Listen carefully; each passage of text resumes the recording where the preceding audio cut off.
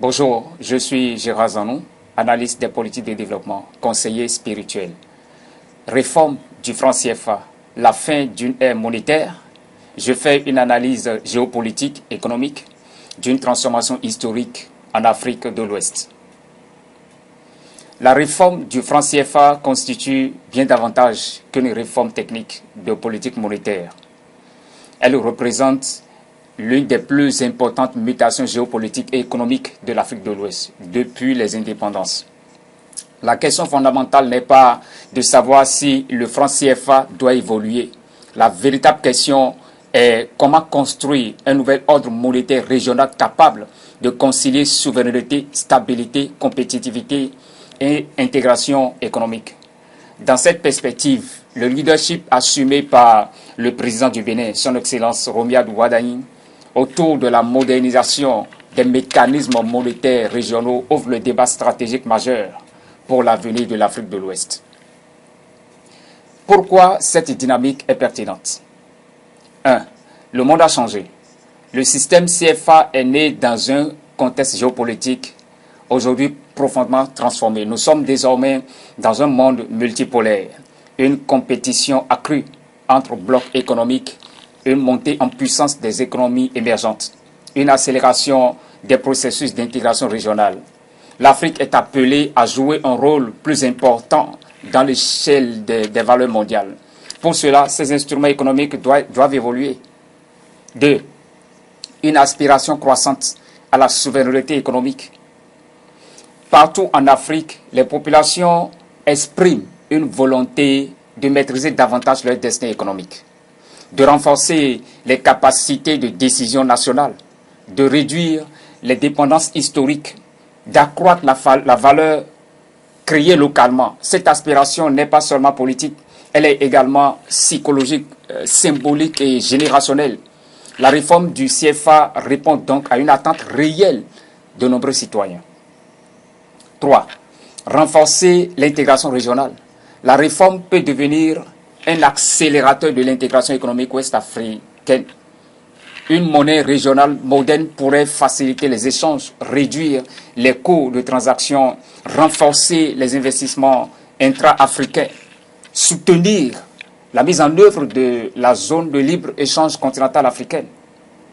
Alors, quelles sont les implications pour la compétitivité des économies de l'UEMOA? Les opportunités.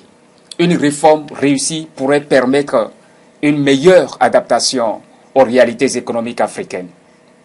Les politiques monétaires pourraient être davantage alignées sur les besoins des entreprises locales, les cycles économiques régionaux, les objectifs de transformation industrielle.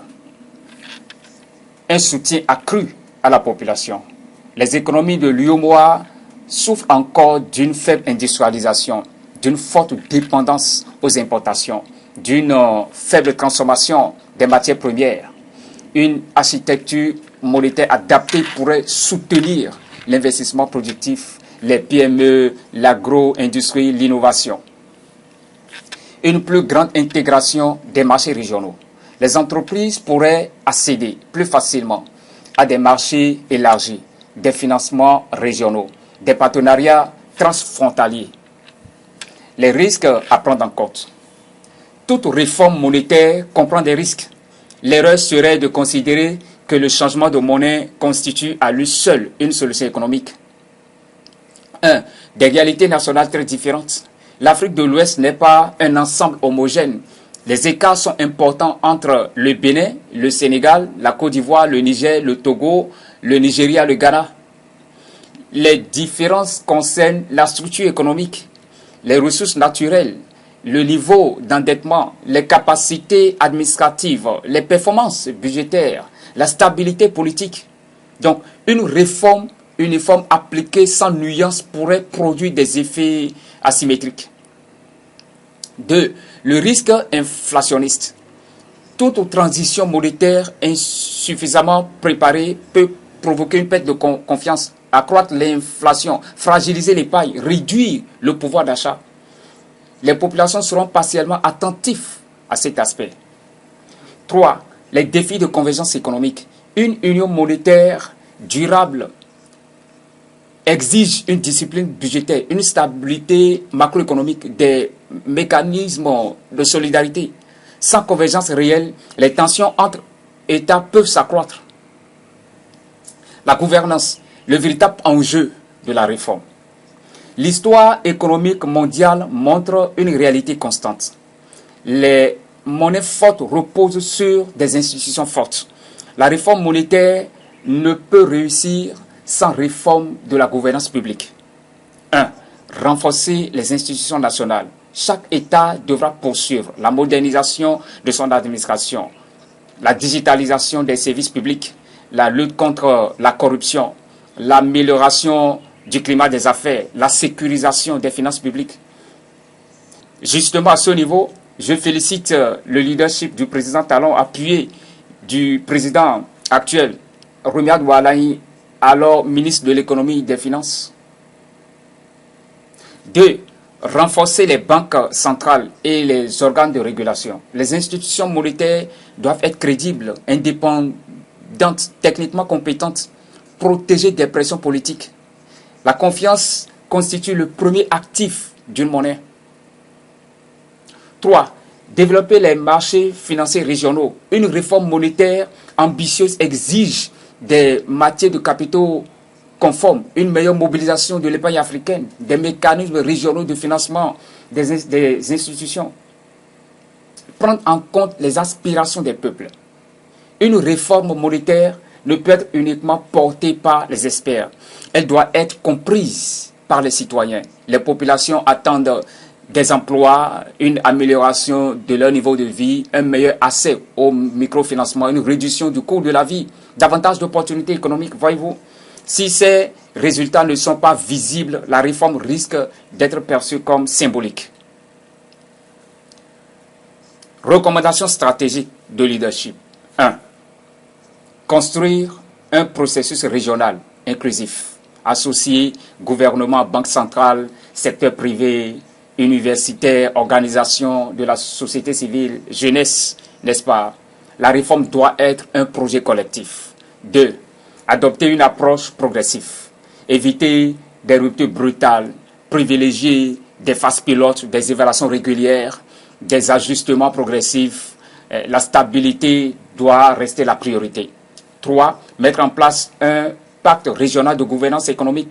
Ce pacte pourrait aider des objectifs de déficit, des plafonds d'endettement, des mécanismes de surveillance mutuelle, des obligations de transparence budgétaire.